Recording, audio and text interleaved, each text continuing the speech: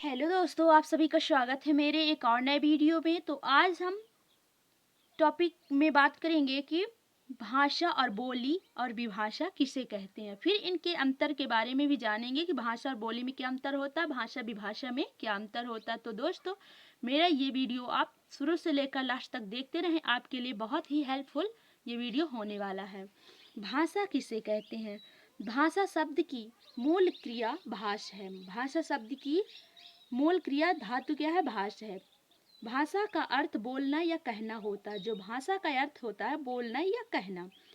जिन ध्वनियों द्वारा मनुष्य परस्पर विचार विनिमय करता है, ध्वनि के द्वारा मनुष्य आपस में अपने विचार आदान प्रदान करता है, उसकी समष्टि को भाषा कहते हैं।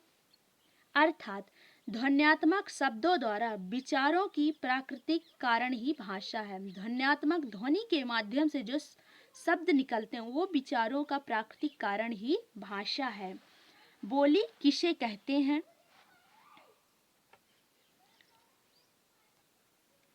बोली किसे कहते हैं दोस्तों? तो बोली शिक्षा, संस्कार, पालन पोषण, व्यवसाय, सामाजिक स्थिति, वातावरण आदि के भेद से व्यक्ति की भाषा का निर्धारण होता है।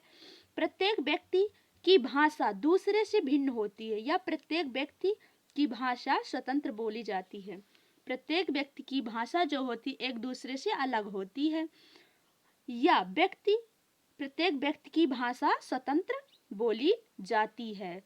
अब बोली की परिभाषा क्या है दोस्तों? बोली की परिभाषा, यह भाषा का अविकसित रूप है। जो बोली है यह भाषा का अविकसित रूप है। विचारों की अभिव्यक्ति के लिए एक सीमित क्षेत्र में बोली जाने वाली भाषा बोली कहलाती है। विचारों की अभिव्यक्ति के लिए एक सीमित क्षेत्र में यानी कि सीमित क्षेत्र में बोले जाने वाली भाषा को बोली कहते हैं। मध्य प्रदेश की प्रमुख बोलियां कौन कौन सी हैं? तो सबसे पहले एक नंबर पे है मालवी। मालवी कहाँ कहाँ बोली जाती है दोस्तों? तो मालवी देवास, इंदौर, धार, उज्जैन, रतलाम। दूसरा नंबर पे है निमाणी। तो निमाणी खरगोन, बड़वानी, खंडवा, झाबुआ आदि जिले में बोली जाती है। इसके बाद तीसरे नंबर पे है ब्रज भाषा। ये ब्रज भाषा भिंड, मुरैना, ग्वालियर, शिवपुरी, गुना यहाँ बोली जाती है। बुंदेली दतिया, टीकमगढ़, सागर, छतरपुर, जबलपुर में बुंदेली बोली जाती है। छत्तीसगढ़ी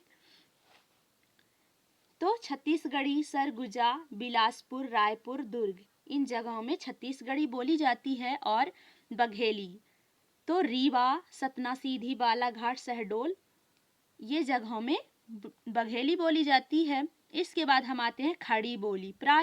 खड़ी बोली जो है ये प्राय पूरे प्रदेश में पढ़े लिखे सुसंस्कृत लोगों की बोली है। जो खड़ी बोली है यह पूरे प्रदेश में बोली जाती है।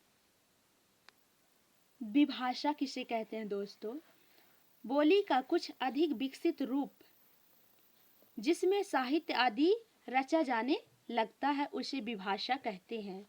बोली का जो अधिक विकसित रूप होता है उसको विभाषा कहते हैं। इसे उपभाषा भी कहा जाता है। विभाषा को उपभाषा भी कहा जाता है।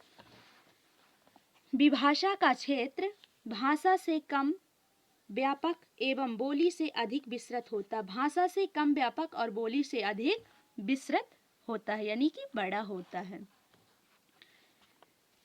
हिंदी की 5 उपभाषाएं हैं और प्रत्येक उपभाषा की निम्नलिखित बोलियां हैं। प्रत्येक उपभाषा की निम्नलिखित बोलियां हैं मतलब कि अलग अलग बोलियां हैं। नंबर 1 है शौरसेनी। पश्चिमी हिंदी इसकी उपबोलियां हैं ब्रजभाषा, खड़ी बोली, बगारू, कन्नौजी, बुंदेलखंडी। राजस्थानी मेवाती, मारवाड़ी, मालवी, जयपुरी, गुजराती है सौराष्ट्री। दूसरे नंबर पे है अर्धमागधी। पूर्वी हिंदी अवधी, ये पूर्वी हिंदी की बोली है। अवधी, बघेली, छत्तीसगढ़ी, मागधी, भोजपुरी, मगही, मैथिली, बंगला, असमी, उड़िया ये अर्धमागधी की उपबोलियां हैं। फिर है तीसरे नंबर पे है खास, खस, पहाड़ी, गढ़वाली, कुमाऊनी, गोरखखाली, ये खस की उपबोलियां हैं। चौथे नंबर पे है ब्रचंड, पंजाबी, सिंधी। पांचवें नंबर पे है महाराष्ट्री, महाराष्ट्री की उपबोली है मराठी, कोंकणी। दोस्तों इसके बाद है भाषा और बोली में क्या अंतर है। तो भाषा और बोली में अंतर, नंबर 1 है भाषा का अर्थ क्षेत्र।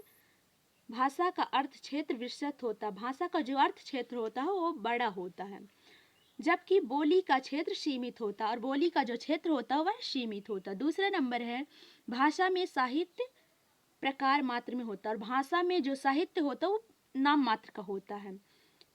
बोली में साहित्य का अभाव होता है और बोली में साहित्य का बिल्कुल भी स्थान नहीं होता, मतलब कि बोली में साहित्य का अभाव होता है।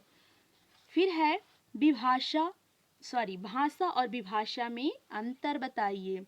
तो भाषा और विभाषा, नंबर 1 है भाषा बोली का पूर्ण विकसित रूप है, भाषा बोली का पूर्ण विकसित रूप है। विभाषा बोली का अर्थ विकसित रूप है, जबकि विभाषा जो है बोली का अर्थ विकसित रूप है।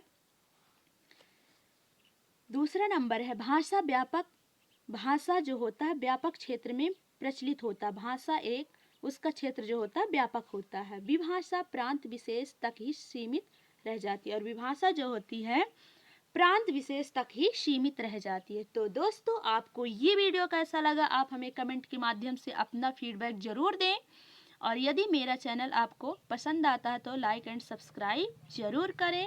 धन्यवाद।